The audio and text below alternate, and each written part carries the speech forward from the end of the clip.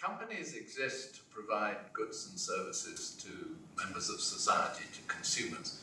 And it's no good doing this if in the process of doing it they are causing long-term damage or incurring long-term risks, things that may be happening slowly, which will threaten the future of society, their customers, and if it threatens their customers, it threatens the company. So you have an integrated system. What we need is for companies, if companies are to be aware of how this works, is to have companies report in an integrated way on the social, environmental, governance and economic aspects of their activities. Now what's driving this, I think, is twofold. One, from a company's point of view, because a thoughtful company wants to understand this, to measure it, and so on. And that's important, and we have evidence of that there are major companies right across the world who are interested in this integrated reporting process as a means to help them do their job. On the other hand, you have investors, the owners of the companies, long-term investors, particularly long-term pension funds, long-only investors, as it were, who are also interested in that. And we know, for example, through the United Nations Principles for Responsible Investment, which 800-900 companies have signed up to, fund managers, which cover, I think it's $22 trillion worth of assets under management. So this is an enormous mass of global wealth which is beginning to be interested in these issues. So those are two very important drivers. And then over the top, you have governments who, because of the impact of these issues on the long-term stability of the financial system and indeed social systems, that's becoming important. So you have these companies themselves, investors in companies, both having a convergent interest, and companies and countries and regulators over the top having a structural interest, as it were.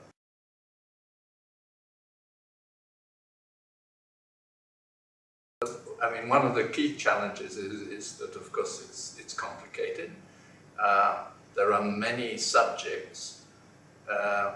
If you start with a general, the Global Reporting Initiative, for example, has indicators right across the board.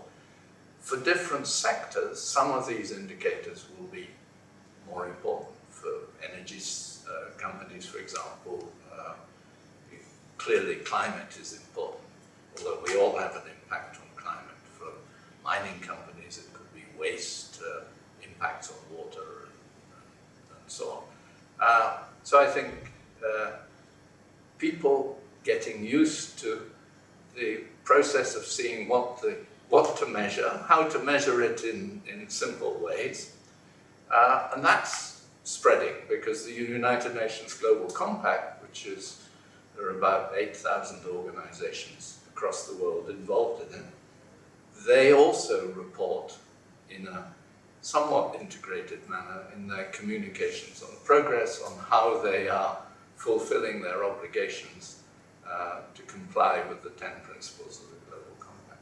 So there are certainly complexities. People don't like, people worry about bureaucracy and so on, but actually it's relatively simple and really in the benefit of the company.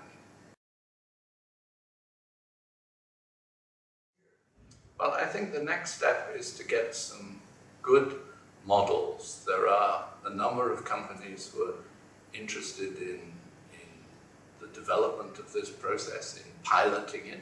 Of course, many companies are already well in the lead and are doing it. A small number of companies, a handful, one should say, out of the 1 million companies across the world.